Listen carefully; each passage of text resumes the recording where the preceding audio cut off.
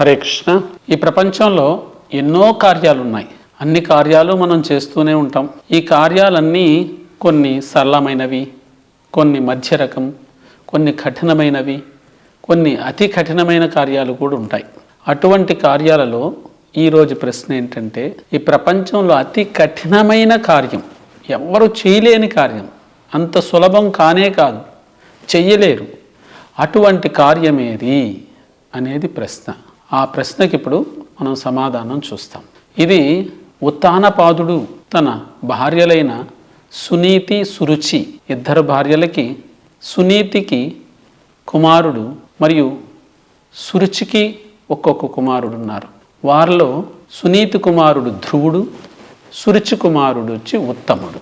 వీరు ఒక్కసారి ఉత్తానపాదుడు తన సింహాసనం మీద కూర్చొని ఉండేటప్పుడు నేరుగా ఉత్తముడు పరిగెత్తుకుంటూ వస్తే ఒక తొడ మీద తన కుమారుణ్ణి కూర్చోబెట్టుకున్నాడు. వెంటనే పరిగెడుతూ వస్తున్న ధ్రువుడు, పెద్ద భార్య కుమారుడైన సునీతి కుమారుడు ధ్రువుడు వచ్చాడు. అక్కడ ఆ స్థానంలో ఉత్తముని యొక్క తల్లి సునీతి చెల్లెలు, వరుసకి చెల్లెలు సురుచి ఉంది. ఆ సురుచి తన కుమారుడు కూర్చున్నప్పుడు ఆనందపడింది. కానీ తన అక్క కుమారుడైన ధ్రువుడు కూర్చోవడానికి వచ్చినప్పుడు వెంటనే ఆ ధ్రువుడిని ఆపింది. నీవు మీ నాన్న తొడ మీద కూర్చోవడానికి వీలు లేదు. ఎందుకంటే నా కుమారుడిగా గాను నువ్వు జన్మించి ఉనుంటే ఆ విధంగా నీవు కూర్చోవడానికి అర్హుడయ్యి ఉండేవాడివి. కానీ ఇది జరగాలంటే నీవు భగవంతుణ్ణి ప్రార్థించాలి, అప్పుడే ఇది సాధ్యమవుతుంది. ఇండైరెక్ట్గా ఆమె ఏమంటోందంటే, నువ్వు చనిపోయి తరువాత నా కడుపులో పుడితే అప్పుడు మీ నాన్న తొడ మీద కూర్చోవడానికి నీకు అర్హత ఉంటుంది అని చెప్పిందంట. సరే, ఈయన బాధపడుకో ఇటు ఏడ్చుకుంటూ లాగి పక్కకేసేస్తే ఏడ్చుకుంటూ తల్లి దగ్గరికి వచ్చాడు. అప్పుడు సునీతి చెప్తోంది, ఏనా ఎందుకు ఏడుస్తున్నావు? ఆ పిన్నతల్లి విలంగా నేను నాన్న తొడ మీద కూర్చోవాలంటే తమ్ముడు కూర్చున్నా నన్ను కూర్చోనివ్వలేదు, కఠినంగా మాట్లాడిందమ్మా అన్నాడు. ఏం మాట్లాడిందంటే మాటలన్నీ చెప్పాడు. ఇందులో ఒక మంచి విషయం ఉంది. అప్పుడు ఆ ధ్రువుడు అంటున్నాడు, మా నాన్న కంటే మించిన రాజ్యాన్ని నేను పొందాలి, అటువంటి సింహాసనం పొందాలి, దానికి ఏం చేయాలో చెప్పమ్మా అన్నాడు. మీ పినతల్లి చెప్పిన మాటల్లో ఒక మంచి విషయం ఉంది. ఏమిటి అది అంటే, భగవంతుణ్ణి ప్రార్థించడం అనే మాట. కాబట్టి నువ్వు భగవంతుని ప్రార్థించు అని ఇక్కడ స్వయంగా సునీతి చెప్పింది. ఎప్పుడైతే సునీతి చెప్పిందో ఇక ఆ తల్లి యొక్క గొప్పతనం చూడండి. తన కుమారుణ్ణి నిందించినప్పటికీ పెద్ద భార్య అయిన నన్ను ఉత్తానపాదుడు సరిగా చూడలేకపోవడం వలన నేను వాళ్ళని చెప్పి ఒప్పించలేను నాన్న, నీవు భగవంతుని ప్రార్థించు. మీ పినతన్ని మాటల్లో కూడా మంచి మాట ఒకటి ఉంది, తిట్టుల్లో కూడా మంచి మాటని వెతికింది ఆ సునీతి. అలాగా మనల్ని కూడా ఎవరైనా తిడితే కూడా అందులో మంచి మాటను తీసుకోవాలంట, మిగతా అవన్నీ వదిలేయాలంటాం శాస్త్రం.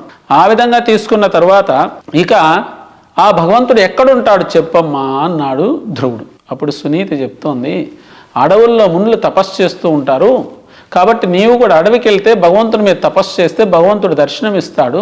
భగవంతుని దర్శనం ఇచ్చినప్పుడు మీ నాన్నకంటే మించిన రాజ్యం కావాలని కోరుకో, అది నీకు లభిస్తుంది అని ఇక్కడ సునీతి చెప్పగా వెంటనే బయలుదేరాడంట. అప్పుడు బయలుదేరుతుంటే ఆ తల్లి వెళ్ళిరా అని ఆశీర్వాదం ఇచ్చిందంట.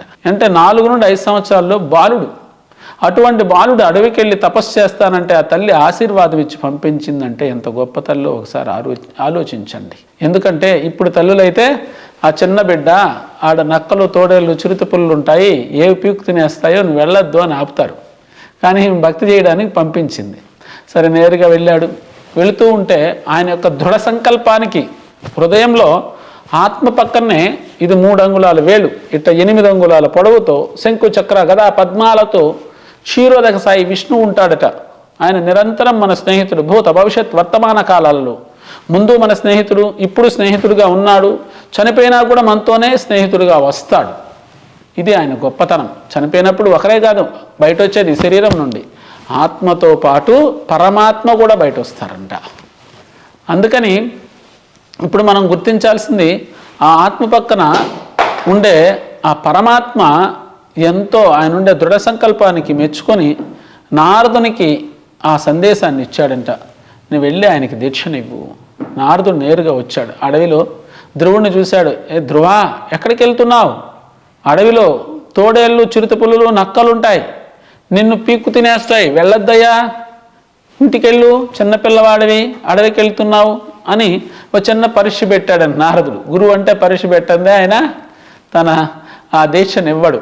అందుకని ఆ పరీక్షలో ఆయన ఏమంటున్నాడు, ఓ మహాముని, మా అమ్మ చెప్పింది అడవిలో సాధువులు తపస్సు చేస్తూ ఉంటారు భగవంతుని పొందడానికి, నీవు అలాంటి పని చెయ్యొచ్చు అని చెప్పింది, అందువల్ల నేను బయలుదేరి వచ్చాను. నీవేవైనా నాకు సహాయం చెయ్యాలంటే దయచేసి ఏదైనా ఒక మంత్రాన్ని ఇవ్వండి స్వామి, లేదా మీ దారిని మీరు వెళ్ళండి, నా దారిని నేను వెళతా, తిరిగి ఇంటికి వెళ్ళమని మాత్రం చెప్పద్దు అని ధ్రువుడు ఎప్పుడు వాదించాడో ఆ నారదుడికి పరమానందం అయిందంట. ఇంత చిన్న పిల్లవాడు ఇంత కఠినమైన నిర్ణయం తీసుకున్నాడే అని వెంటనే ఆయన చెప్పాడు, ఓం నమో భగవతే వాసుదేవాయ అనే మంత్రాన్ని రోజు జపించు, దీని ద్వారా నువ్వు భగవంతుని 6 నెలల్లో దర్శనం చేసుకోగలవు అని చెప్పి ఆ మంత్రాన్ని ఇచ్చేసిన తరువాత తిరిగి వాళ్ళ నాన్నుండే ఆ రాజ్యంకి వెళ్ళాడు.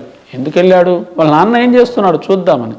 అప్పుడు వెంటనే వాళ్ళ నాన్న అంటున్నాడు, నేను చిన్న భార్య మీద ప్రేమతో పెద్ద భార్య కుమారుడైన ధ్రువుణ్ణి పంపించేశానే, ఎక్కడికి వెళ్ళాడు, అడవిలో ఏమయ్యాడు అని అంటే అప్పుడు నారదుడు అంటున్నాడు, ఈ ప్రపంచంలో అతి కఠినమైన కార్యం ఏది అంటే ఆ కార్యాన్ని మీ కుమారుడు చేయబోతున్నాడు.